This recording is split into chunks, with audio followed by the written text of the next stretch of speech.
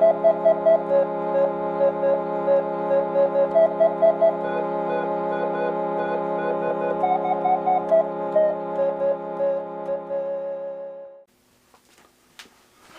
Gaming Club, Worst Pickup, episode 167. Hello guys, I'm Dan. This is the Rebel Gaming Club. We are a weekly pickup show of all sorts of media varieties. There's a ladybug flying around in my room. What the hell? Guys, we are still on lockdown. Obviously things are pretty scary out there. People are dying. And I hope, unless you have to be outside, you are staying inside, because this is nothing to fuck with right now. So I've been out of work for what, 2 weeks now, I believe. Starting to go a little crazy, just a little bit.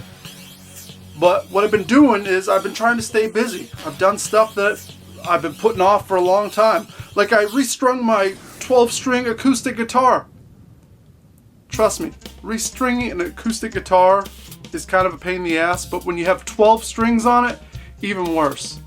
So I felt inspired after I restrung my guitar to do a cover song, and I posted that on Sunday, I do believe, this past week. It was a cover song called Guardian Angel by a band called Human Sexual Response from Boston. Wonderful band, and one of my favorite songs, so that was fun. I just fucked around for 3 or 4 hours and laid it down, and we have it now. It's on the channel. You also saw me move my CD collection, kind of condense it and organize and share some stories. So I had a good time doing that, because I like to organize and see what I have and kind of reminisce on these things. And I actually did watch some TV and movies this week as well. I watched Scary Stories. That movie, I believe, came out last year, in the last year or so. I never read the books when I was younger, so I didn't have a connection to it. I didn't love it. I would give that movie a 3 out of 10. I watched it. It was whatever. I don't know. Some of you guys out there will probably disagree, but you know, it's all about sharing information. I also watched Jay and Silent Bob reboot. That wasn't much better either. I would give that like a 4 out of 10. It was just an excuse to get cameos and bring the cast back together, but I don't think I laughed once during the whole movie. That says something. And also on Netflix, like a lot of you guys, I watched Tiger King, and holy shit, is that good. If you haven't watched it, you gotta watch it. Joe Exotic is by far one of the funniest people I've seen in a long time. Amazing stuff.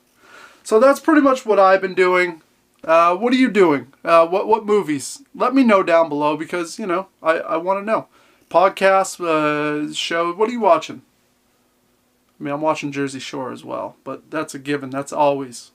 That's every day. Alright guys, so that's a little recap right there. We're just going to get to it. I got some thrifting finds. Like I told you, I had a backlog of thrifting finds that I hadn't been able to show on the channel. So right now, we're going to get right to it. Actually, before the thrifting finds, I went out and there was this donation box. It's located. It doesn't matter. These were all in a box for free, and I went through them and you know, found some cool audiobooks on cassette. We got this Tom Clancy, Debt of Honor. So I figured, you know, I'd like those old audiobooks on cassette. We also found Tom Clancy, The Son of All Fears. That might be a fun listen. We got this Steve Allen reads his autobiography. I love biographies so much. So I'll probably listen to that. And the best one of the bunch that I found was this Mel Allen reads Summer of '49.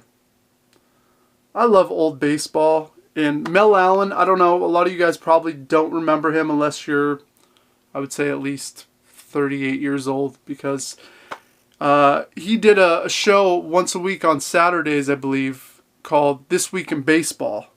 And that voice, I mean, you hear it once, you know it for the rest of your life. You guys in the comments, you old timers, you old farts out there, Mel Allen. How about that? Do you remember him? So those were all free. Thrifting finds. We found some movies. We found this Nashville, and what this is a pretty much. It's about the outlaw country movement in the 70s, kind of a mock on that, drama comedy. I don't know who's starring in it. Keith Carradine, Lily Tomlin. Alright, so we got some good actors in here, but this glorifies that whole Western outlaw culture that was happening with, you know, Waylon Jennings and Willie Nelson and all those guys. So, neat find. We got the newest Jurassic World combo pack here. $1.75, what the hell. And the last Mimsy, which I have not seen. I don't know much about it, but it says E.T. for a new generation, and that caught my eye. You guys in the comments are going to be like, that's not a good movie. It probably isn't, but it's $1.75. I bought it on a whim. Found a sealed copy of this Making Michael Jackson's Thriller. I'll probably end up selling this. It looks like it comps online for about 20 bucks, and I'd be happy with that. We picked up Lego Harry Potter years 1 through 4.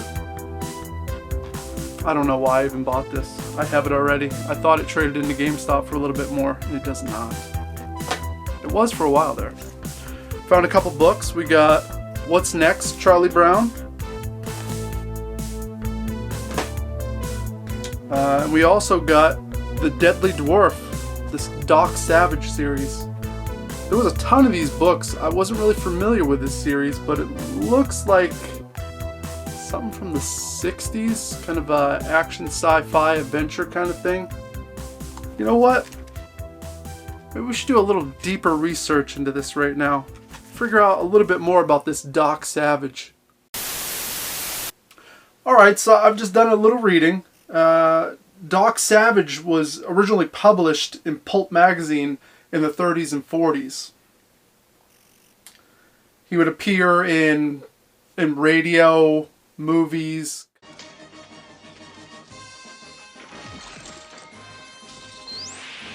comic books, obviously all the books. And the books sold a ton, especially the stuff in the 60s, in the 70s, I guess, sold over 20 million copies. It's funny because when it describes the character bio thing, he's a scientist, he's an inventor, he's a master at martial arts, all the cool shit, all wrapped into one. There was a couple movies. I think the notable one was from 1975, directed by George Pal. There's supposedly a TV series in the works. It said 2020, so it's originally it was going to be a film, but they, I guess, switched it over. Sony owns the rights, and they're going to do possibly a TV show, which could be pretty good. So that's pretty much what we know about Doc Savage. Pretty cool. I'm glad I have the book, and now once the TV show comes on, we have a heads up on it right now, guys. So back to the episode. I kind of like that. It's kind of nice, right? We do a little research corner, get the beanbag out, get the phone, get on Wikipedia, do some research. Teach you guys some stuff so you don't have to do it. Amazon orders. You know, I like I said, I haven't really been buying all that much. You know, here and there, like one thing a week for the last couple weeks, because I don't have a job and I don't feel good about spending money. So I'm glad, once again, these were ordered kind of in advance. First up, we ordered some vinyl, because I'm getting back into the collection, especially the newer modern stuff. I want to support the bands that I like. And a band that I love right now are the Black Lips. This is their new album, In a World That's Falling Apart. really good kind of psychedelic country, punkabilly, all kinds of good stuff. There's like 60s Stones influence in here. There's garage rock. There's like Graham Parsons. Highly recommended. And maybe a lot of you guys won't like it. The early stuff is more of that garage punk stuff, but this later stuff is just as good. So, cool record. We got it in the collection. Snagged up this, finally, this Future Islands record, In the Evening Air. And this is their first album. Future Islands is well, at this point they were a 3-piece synth pop group. Really, really minimal, really catchy. It's all about driving bass lines and drum machines. My former bandmate Tasker Wise told me about these guys, and I absolutely love them. And a great record. Been working out to this record, actually. I just play it every night for like 20 minutes. Run in this room, do push-ups, do some curls, get the body moving, staying healthy, keeping the mind fresh. The last album I picked up this week was an album that I dismissed when it first came out back in 2005. I wasn't a fan of Bright Eyes until I really sat down and listened to this Bright Eyes album. I'm Wide Awake, It's Morning. You talk about singer-songwriter, folk. This album is a classic, a must-own, really clever, very catchy. Yeah, one of my favorites. So I had it on CD, but now I have it on vinyl, and I look forward to cracking it open. It's also one of the girlfriend's favorite albums too. So it's it's good for both of us to listen to, right? You guys heard Courtney on the show last week, so she was pumped about this. And I am too. So on Facebook, on the marketplace, I almost never buy video games where you have to actually ship it. You know, you can see ads, people are like, yeah, we'll ship. I'm like, man, that's kind of, it seems a bit risky. I don't like to do that because I don't know these people. And for all I know, I PayPal the money and they're just like, fuck you, you're getting shipped. So I went on a whim because I really wanted these two games. And this was the price I wanted to pay on them. And I paid $30 for Metal Gear Acid 1 and 2. 2 being the one that's kind of the pricey one. But number 1, it still goes for a few bucks. I just wanted them both. And to find an ad that had both ready to go for $30, I was all over it. This game looks fun. It's tactical. I don't know if it does look like grid-based. But there's a lot going on, and I'm actually going to fire this up sooner than later. I just rearranged my PSP over here. I put them all together, so this is nice. Adds right to the collection.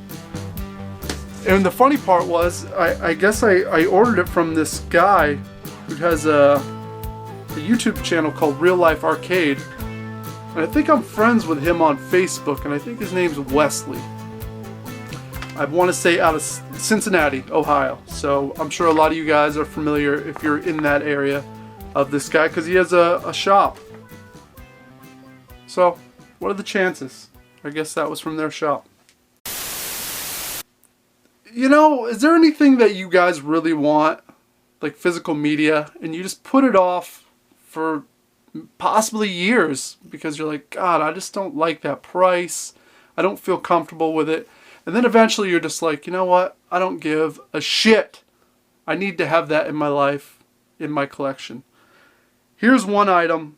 I paid $30 for it. For a long time, it was holding at about $50. And what I'm talking about is this box set for the young ones. Every stupid episode. I used to have this, a bootleg copy on VHS that my buddy gave me.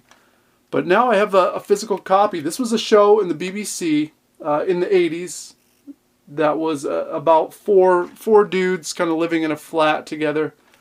You know what? Why don't we go back to the beanbag and do a little more research on the young ones? Alright, so I just did a little reading on the young ones. It's been a while since I watched the show, but it was 2 seasons, just 2 seasons, from 1982 to 1984, and it was shown just in the BBC, like I thought. Lots of humor. As I said, I laughed my ass off when I was younger watching it. I can't wait to rewatch. And the thing that caught me most about the show was they would have like musical guests on each week that they would splice into the story somehow. They'd go out to a show and you would see Dexy's Midnight Runners perform. You would see Motorhead, The Damned, and Madness. So great bands at the time. They were, they had their finger on the pulse of good music at that time. And I think that's about it right there. I don't think there's anything else to say about it. So back to the episode. Alright, yeah, so you know a little bit more about the young ones right there. Teaching you guys shit. And you guys that have been watching all the way through the episodes, thank you very much. And you're obviously leaving the comment that I asked for in the comments. I appreciate that, and it's great. I feel connected to you guys because right now I'm not really talking to many people, I guess. There's no interaction. I'm not leaving the house. So this is my interaction with you guys. Last 2 pickups this week. I'm going to save the big one for the end. We got a package in the mail from NIS. And what did we get? I ordered this forever ago. I'm excited it finally came. We have this Land Grizzer 1 and 2 Collector's Edition on the Switch here. This is it's a port of 1 and 2. I don't know how much they've updated it. It's a strategy tactical RPG. Plays a lot like the early Fire Emblem games or Shining Force. And I'm excited to add to the collection because it's a sexy ass box right here. Something like MC Mur would buy this and do an unboxing. I'm going to leave it sealed for the time being because I don't know when I'm going to get to play it. But when I do, it's going to be sitting right there on my shelf looking all pretty. Last pickup, my buddy, my coworker, Baseline Ben. You've seen him on the show a few times. He has he buys collector's editions sometimes, and what happens is he runs out of room because he's got a small room, and he doesn't have much space for things. And he told me about this because this thing is massive. This collector's edition. This is something I would have bought day one had I had the chance, but at the time I wasn't collecting collector's editions. So he hooked me up with a really, really good price on this. And I'll grab it right now. Hold on. Yeah. Son of a bitch. We got this Resident Evil Biohazard Collector's Edition. First off, this Collector's Edition is incredible. It has the mansion. It has a thumb drive of an actual thumb. A few other things really neat to this. Has a steel book in there. In this game in general, I hadn't played a Resident Evil in years and years until this one right here. I think the last one I had played was Resident Evil 3, and then kind of skipped over all of them until this one, and fell back in love with the series. So the fact that Ben had this, kicking around in storage, and was like, fuck it, I don't care. Give me some money, get it out of my house. I don't have room for it. It's starting to get banged up. It's banged up in the corners here, but that's alright. She's beautiful. You can actually see what's in there. Oh, it's got the VHS tape as well. So that's awesome. Really excited about that. I love collecting PS4 collector's editions. As you guys have seen in the past couple months, that's been my main focus. And that right there is definitely a holy grail. So thank you, Ben. That's awesome. That's going to wrap up the episode, guys. I don't really have anything else. I'm trying to stagger the remaining pickups I have. I think I have 3 more weeks. I also have a package from Richard Brian Kahn down there. I'll probably end up doing that next week. And I'm going to try to keep pumping out 2 videos a week, whether it be a random music video, a collection video, something to keep it, you know, fresh and have fun with you guys. And like I said, go back and watch the past episodes, because I've been producing more and more, so they're there if you want to watch and you're bored. You got nothing better to do. I guess that's gonna do it. Until next time, guys. Just do what you do, and toodaloo.